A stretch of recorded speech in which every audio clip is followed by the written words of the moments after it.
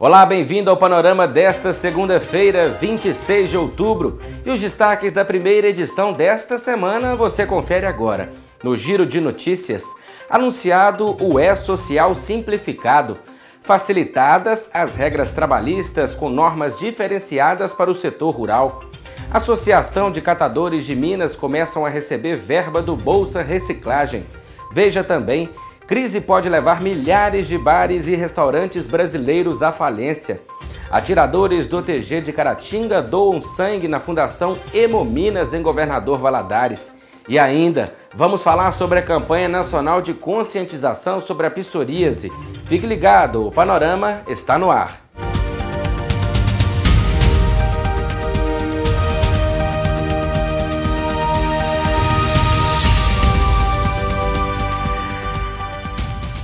O governo do Brasil anunciou o E-Social simplificado. A intenção é dar agilidade e segurança para microempreendedores individuais, empregados e empregadores. Eu uso o E-Social para registrar os direitos trabalhistas da minha empregada doméstica. Eu acho bem mais prático, porque posso pagar numa só guia todos os direitos. E claro, se facilitar ainda mais esse registro, com certeza beneficiará a todos. Dentro do novo E-Social, né, a gente está basicamente reunindo 11 obrigações distintas, né? O sistema já era assim, mas agora de uma maneira muito mais leve, simples, olhando só para as obrigações que advêm efetivamente da lei e não que foram impostas ali, né, pelas diferentes burocracias dos ministérios ao longo do tempo. É uma cultura que a gente cria dentro da Secretaria Especial de Previdência e Trabalho para que possamos alterar, para que possamos desburocratizar, para que possamos facilitar a vida do brasileiro. Seja ele empreendedor, seja ele trabalhador. Isso facilita muito a vida do empresário, do contador e do colaborador. Então eu vejo assim como muitas vantagens essas alterações, tirando a burocratização dos serviços da gente. Ainda sobre o governo do Brasil, ele também simplificou regras trabalhistas com normas diferenciadas para o segmento rural. O setor produtivo brasileiro deve economizar 20 bilhões por ano com a revisão de normas de segurança do trabalhador. A economia para o setor produtivo chega próximo a 20 bilhões por ano, só da revisão dessas normas administrativas. Com pequenas mudanças que permitem, né, que nós não apliquemos, né, o que historicamente vinha acontecendo, toda a regulamentação urbana no meio rural. Não faz sentido você ter o mesmo tipo de exigência, por exemplo, com relação ao trabalhador, com relação à exposição ao sol. São questões diferentes que precisam ser tratadas diferente. Alguém que tem 6 vaquinhas e está tirando leite, precisava de contador, precisava de preencher um formulário com 2.000 perguntas, quer dizer, isso é um absurdo. E se não fizesse isso, ainda recebia multa. Ele vai, daqui a 1 ou 2 semanas, anunciar 2.000 simplificações, algo que nunca foi visto no país. Uma das missões da Força Aérea Brasileira é o transporte de órgãos para transplantes. Só neste ano, a FAB já transportou 170 órgãos. Mesmo com a pandemia, o número já é maior que todo o ano passado. Em 2011, a Alicia foi diagnosticada com miocardiopatia dilatada. E ela teve indicação de transplante. No dia 8 de fevereiro de 2012, logo cedo, a notícia de um coração chegou pra gente, foi assim... A gente não consegue nem explicar o que a gente sentiu no momento. Muito obrigada mesmo, porque se não fosse o trabalho de cada um de vocês, hoje eu não estaria com minha filha aqui. As asas que controlam, que defendem e que integram o território nacional são as mesmas asas que levam esperança aos brasileiros que mais precisam de ajuda. Nós só temos a agradecer por esse trabalho e dedicação da Força Aérea Brasileira. O governo de Minas Gerais iniciou o repasse de recursos para catadores de materiais recicláveis vinculados a associações inscritas no Bolsa Reciclagem. A verba destinada pela Comissão de Orçamento e Finanças do Estado ao Programa Ambiental neste momento soma 1,5 milhão. Pessoal, estou aqui hoje com a secretária Marília do Meio Ambiente e com a secretária Beth do Desenvolvimento Social. E elas têm uma notícia muito importante para Minas Gerais. Marília, por favor. Estamos hoje, então, liberando 1,5 milhão, né, a segunda parcela para os catadores, pagando pelo serviço ambiental que esses catadores prestam, a Bolsa Reciclagem. Esses 1,5 milhão vão beneficiar 89 associações e 1.500 catadores. Esse recurso que esses catadores estão recebendo é essencial para o dia a dia e para suas famílias. Então, Marília, obrigada por trazer esse recurso para essas famílias. Pessoal, isso é que o nosso governo quer: mais eficiência para levar mais para a população. Um governo eficiente, com toda certeza, é um governo mais social. O crédito oferecido pelo governo para tentar conter os impactos da crise do coronavírus ainda não são suficientes para aliviar a situação financeira de bares, restaurantes, cafés e lanchonetes. A previsão é de que milhares de unidades do setor possam ir à falência em todo o Brasil. No mais recente levantamento realizado pela Associação Nacional dos Restaurantes, 22% dos donos de estabelecimentos afirmam que não conseguirão manter os seus negócios após a pandemia. Em dados absolutos, são 200 mil empresas do setor em todo o país que indicam dificuldades para sobreviver à crise. A pesquisa foi realizada com empresas de todo o Brasil. Alguns fatores, como as regras de distanciamento, por exemplo, comprometem a receita e dificultam a recuperação financeira. Além do home office, que prejudica os estabelecimentos próximos a escritórios e faculdades, também há o temor de contaminação, que continua forte, e a fragilidade econômica, com muitas pessoas desempregadas ou temendo perder seus empregos. O delivery aumentou, claro, mas não compensa o que a gente faturava tendo as mesas, né? Custo que está sendo bem pesado. E o pior, né? A gente precisou acabou demitindo 4 funcionários nessa pandemia. O cara que vende 20 quilos de areia, 10 quilos de pedra por dia, ele vai quebrar. Pessoa que nem eu, que corta 7, 8, 9 cabelos por dia, ele vai quebrar. A mercearia, que não vai vender o café, que não vai vender o pão, que não vai vender o açúcar, ele vai quebrar. O salão de cabeleireiro, ele vai quebrar.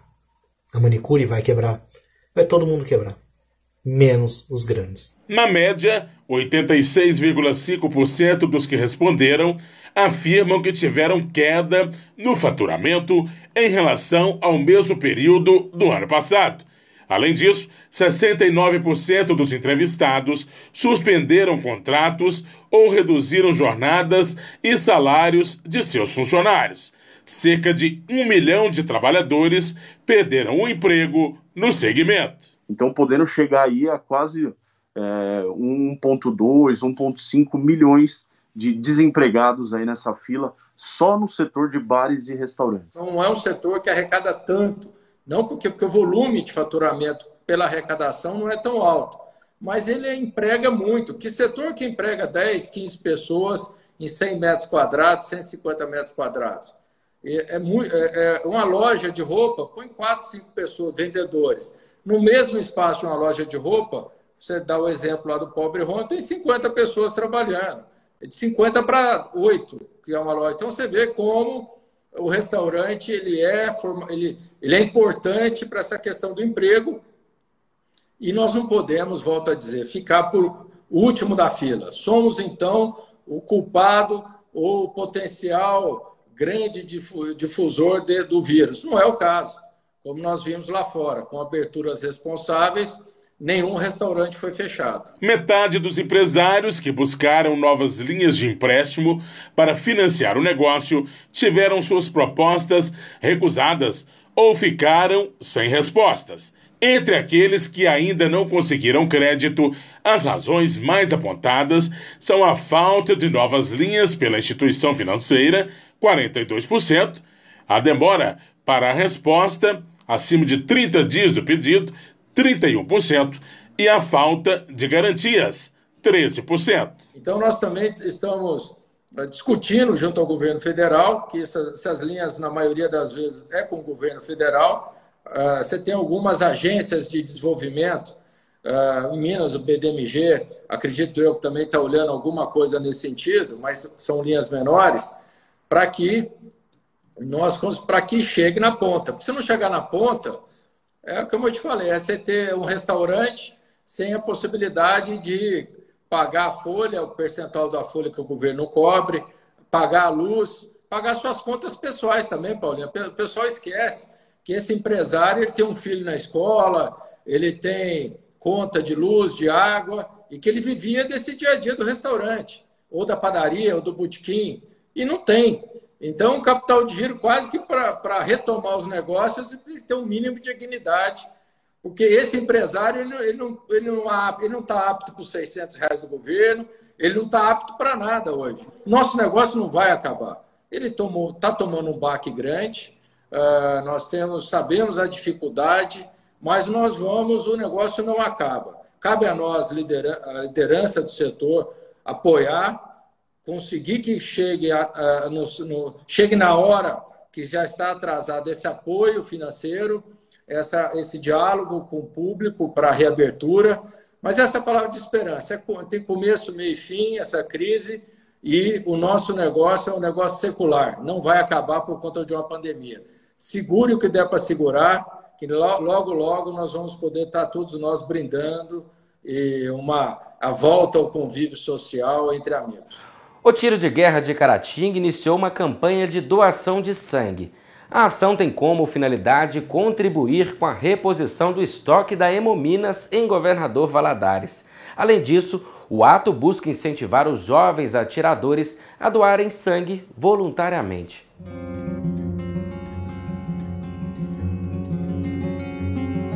Antes mesmo das 7 horas da manhã, os atiradores e monitores, juntamente com o chefe de instrução e comandante do Tiro de Guerra 04003, subtenente Wildesley, já estavam a postos.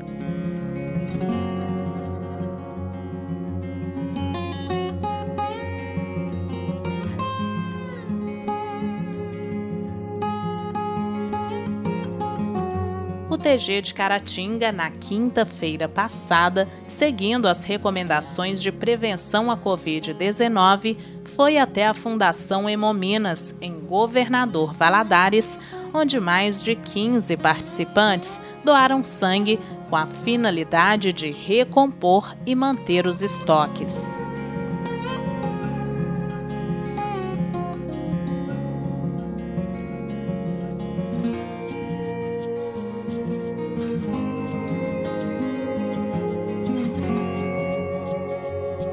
Uma equipe nossa, fomos em Governador Valadares, na Fundação Hemominas, no qual nós realizamos essa doação de sangue. Um evento muito gratificante para nós, porque ao vermos nossos atiradores colocando em prática aquilo que nós temos ensinados através das nossas instruções, de serem voluntários, ensinados aqueles valores de serem solidários, de amor ao próximo, porque doando sangue você está doando vidas. A ação tem também o propósito de estimular a população a repetir o gesto da doação voluntária neste momento de pandemia. Uma coisa muito nobre para a vida das pessoas, né? E é bom a gente fazer isso, e vai salvar muitas vidas. É interessante, mesmo sendo um ato tão simples que a gente faz, mas ajuda várias pessoas. É bom conscientizar todos que façam a doação de sangue, que ela realmente ajuda muitas pessoas.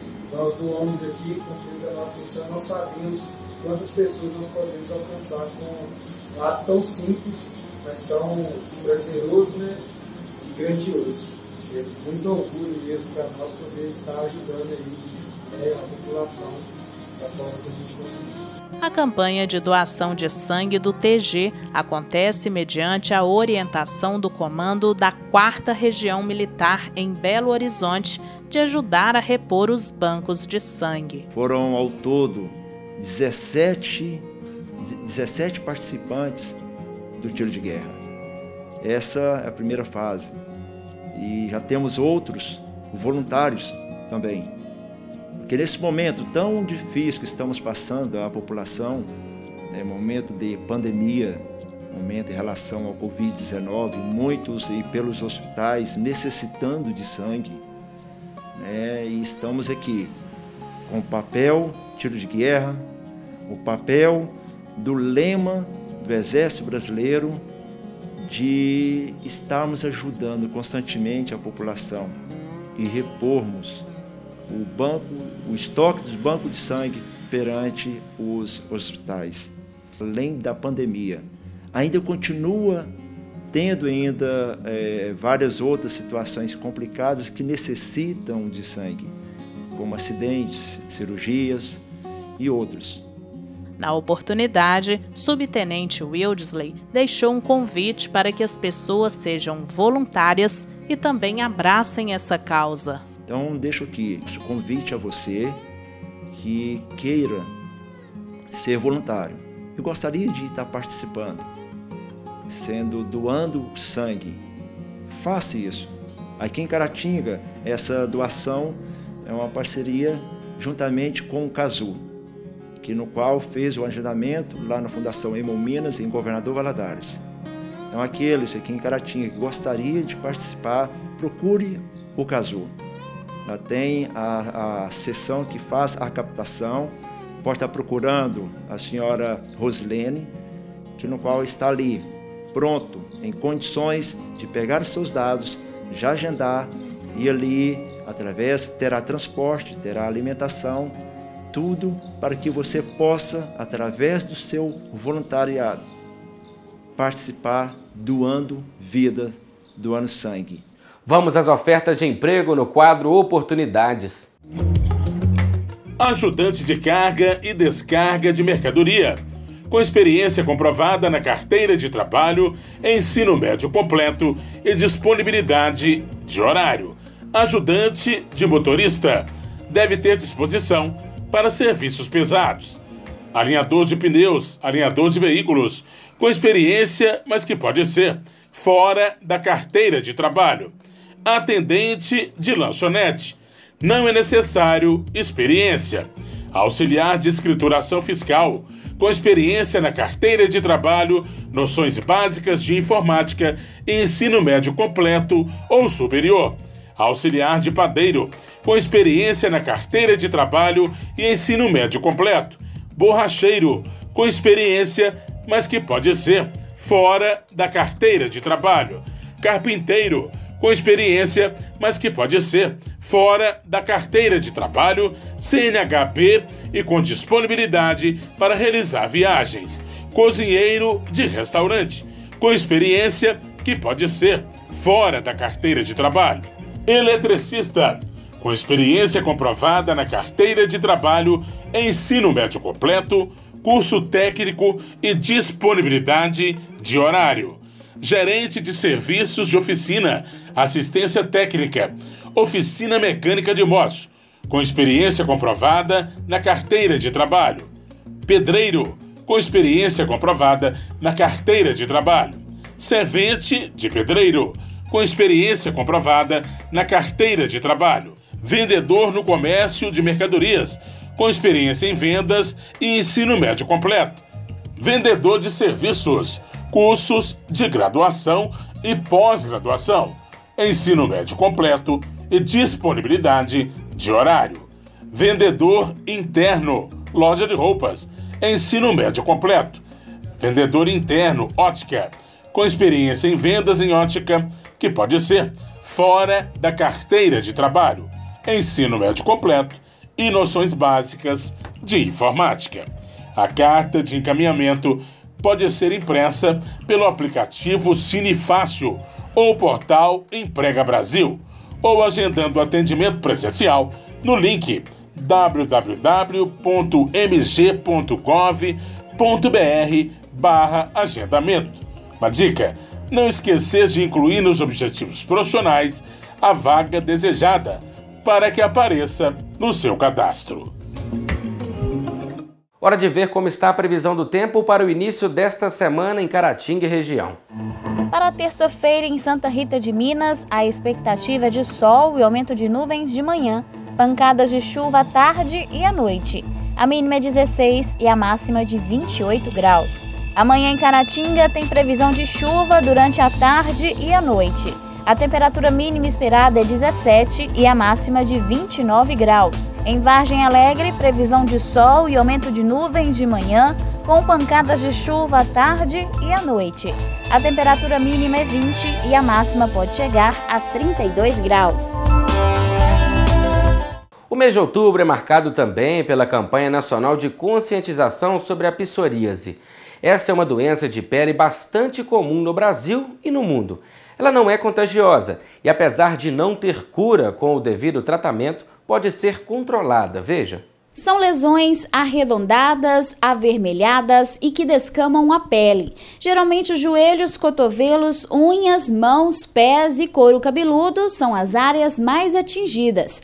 Essas manifestações são as características mais comuns da psoríase. A psoríase é uma doença inflamatória, crônica e pode atingir as pessoas em todas as faixas etárias.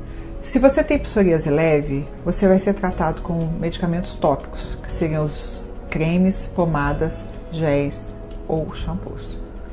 Se você tem um quadro mais exuberante, mais grave, ou não esteja sendo controlado com essas medicações tópicas, você tem que partir para as medicações sistêmicas, que são a fototerapia, que é uma terapia com luz, não é bronzeamento artificial, é uma terapia com luz.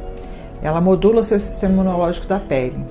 E ela normalmente não tem efeitos colaterais maiores, não arde, não dói, embora, se mal administrada, pode realmente provocar alguma queimadura. Então tem que ser muito bem avaliada e usada com critério. Se não responde com a fototerapia ou não tem possibilidade de se fazer a fototerapia, use-se os medicamentos tradicionais, ciclosporina, acitretina e metotrexate.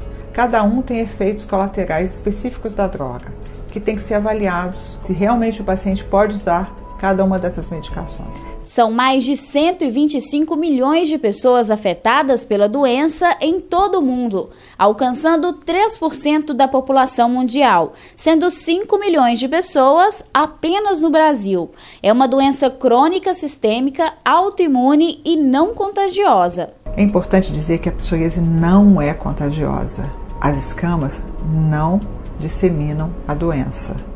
Você pode tocar, você pode abraçar e ninguém vai pegar psoríase, porque a psoríase é uma doença individual. Ela pode ser tratada e controlada. Desde 2016, a Sociedade Brasileira de Dermatologia promove no mês de outubro a campanha nacional de conscientização da psoríase, com o objetivo de combater o preconceito e melhorar a qualidade de vida das pessoas portadoras da doença. O tratamento pode ser feito de diferentes formas com o acompanhamento de um dermatologista. Nesse caso, a informação é sempre uma grande aliada.